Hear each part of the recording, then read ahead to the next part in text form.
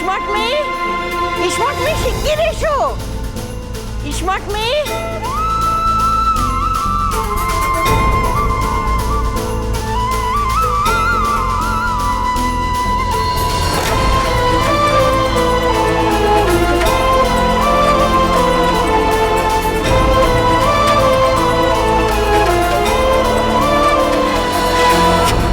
শঙ্কর কোথায় চলে গেছিলি বাবা? শঙ্কর, তুই এতদিন কোথায় ছিলি? শঙ্কর, কোথায় ছিলি?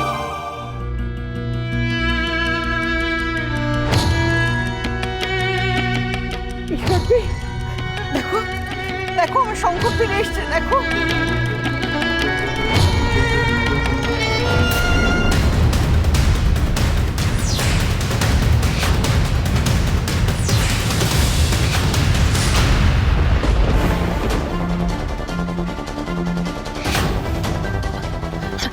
কেন কেন আমি এরকম স্বপ্ন কেন দেখলাম যে বাড়িতে রিয়াংশ রয় এসেছে আর আন্টি ওকে শঙ্কর বলে ডাকছে?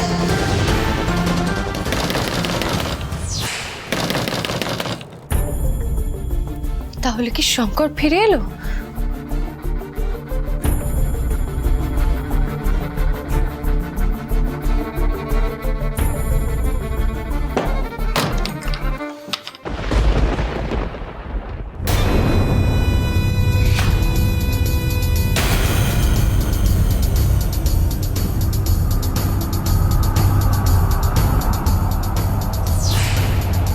তোমাকে একটা কাজ করতে হবে, এটা তোমার পরের কাজ।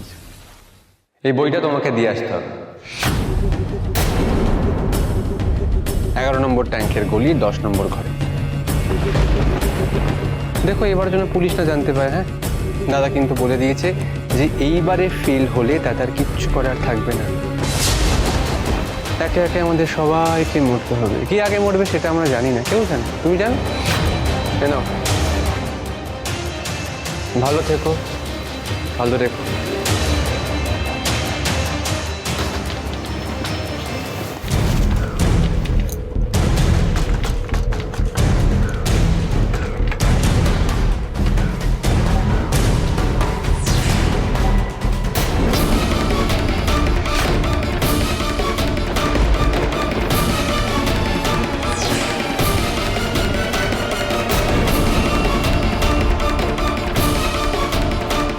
এবার আর কনিষ্করকে খবর দেওয়া যাবে না। বাড়ির মানুষগুলোকে আমাকে বাঁচাতেই হবে। যেভাবেই হোক ওদের সন্দেহটাকে আমাকে দূর করতে হবে। তা না হলে আবার বড় কোনো বিপদ হয়ে যেতে পারে। এই হিরেটাকে আমাকে পাচার করতেই হবে।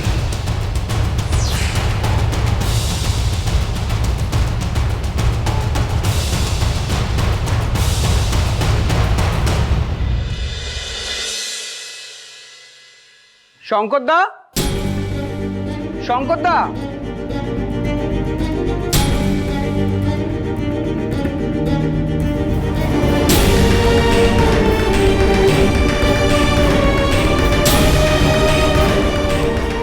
শঙ্করদা বাড়িতে নেই?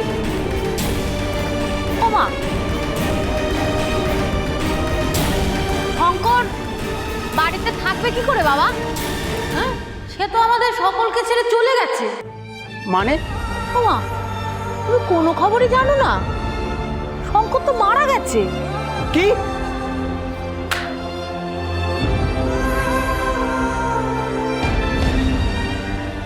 কি বলছেন শঙ্করদা? সে আমাদের ছেড়ে চলে গেছে। কিন্তু তোমায় তো চিনলাম না বাবা। আমার নাম বিশু। শঙ্করদার কাছে আমার ঋণের শেষ নেই। দেশ থেকে এসে আমি একটা মেস বাড়িতে থাকতাম। দিনের পর দিন আমি চাকরির পরীক্ষা দিয়ে গেছি, কিন্তু একটা পরীক্ষা তো আমি পাশ করতে পারিনি। সেই সময় শঙ্করদা আমাকে বিনে পয়সায় দিনের পর দিন স্পাইস হোটেলে আমাকে খাইয়েছে। এমনকি পরীক্ষার ফিস দেওয়ার সময়ও টাকা দিয়ে অনেক হেল্প করেছে। সেদিন আমি প্রতিজ্ঞা করেছিলাম মনে মনে যে আমি চাকরি পাওয়ার পর শঙ্করদার সব ঋণ আমি পরিশোধ করবই। শঙ্করদা মানুষ নয়, শঙ্করদা দেবতা, শঙ্করদা ভগবান। মাসিমা, আমি চাকরি পেয়েছি। চাকরির মাইনে থেকে শঙ্করদার যে ঋণ ছিল তার কিছুটা পরিশোধ দিতে এসেছিলাম। আপনি দয়া করে না করবেন না, এই টাকাটা আপনি রাখুন। এই টাকাটা না নিলে আমি খুব কষ্ট পাবো মাসিমা। কিন্তু আহা মহেশ্বরী, তুই এমন কিন্তু কিন্তু করছিস কেন বলতো? হ্যাঁ বলি, ওর যখন দুঃসময় ছিল তখন শঙ্কর ওকে সাহায্য করেছিল, এখন ওর সুসময় হয়েছে, ও সেই সব ঋণ শোধ করতে এসছে, তুই সেটা নিবি না কেন বলতো? হ্যাঁ মাসিমা, মাসিমা এই টাকাটা রাখুন মাসিমা।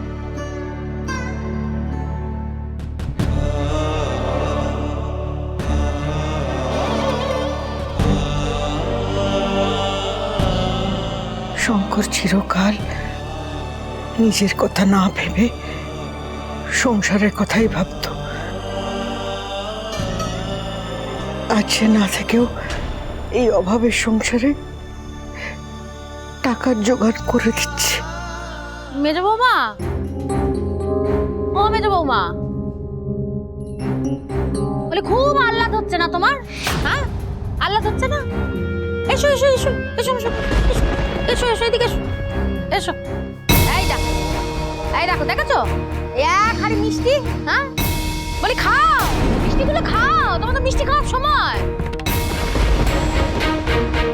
শঙ্করটার আমাদের কপাল খারাপ, তাই তোমার মতন এরকম একটা বউ ওর কপালে জুটেছিল। আর তুমি ছেলেটা অকালে কেমন চলে গেল, সাজগোজ করে ঘুরে ঘুরে ঘুরে ঘুরে বেড়াচ্ছ সারাদিন ধরে। খাও খাও, নাও আল্লাহ করে মিষ্টি তো তোমাকে এখন একটা খেতে হবে না, খাও।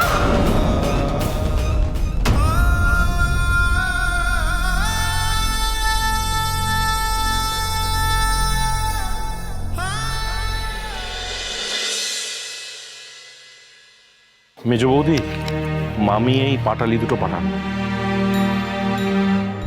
আন্টি, হ্যাঁ, মামি বলছিল ওই বড়দিনের আগে মেজদা নতুন গুড়ের পায়েস বানাতো, তো আজ যেন এই গুড়টা দিয়ে পায়েস করা হয়। ঠিক আজকে তো শঙ্কর নতুন গুড়ের পায়েস করতো। জানো মেজ বৌদি, এই গুড়টা দিতে দিতে মামি আজ খুব কাঁদছিল। গুড়টা দাও, আজকে পায়েস হবে। সামনেই পৌষ সংক্রান্তি আসছে। ও তাই নাকি? Very good. তাহলে তুমি নতুন কিছু প্ল্যান করছো? ইয়েস, আজকে ঐশানী আসলে আমি নতুন গুড়ের পায়েস বানাবো। তুমি এক্স্যাক্টলি কি প্ল্যান করছো বলো তো?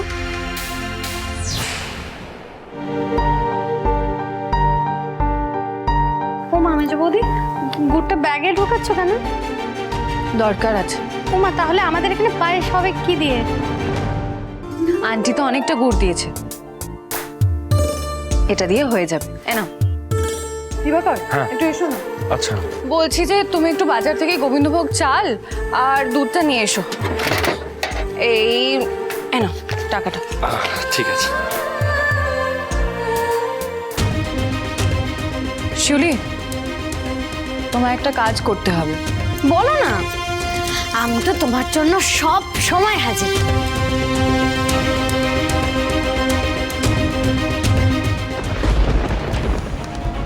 ও মা গো, এসব কি বলছো মেজ বৌদি? তোমাকে পারতেই হবে। গেট রেডি রিয়াংশ, আমাদের কাছে ইনফরমেশন আছে আজ রাতে একটা মাল পাচার হবে, আর মালটা পাচার হবে ঐশানীর হাত দিয়ে। ঐশানী? ইয়েস, ঐশানী। আর আজ রাতে মাল সমেত ঐশানীকে ক্যাপচার করবে তুমি। রেডি? হ্যাঁ আমি রেডি। গুড।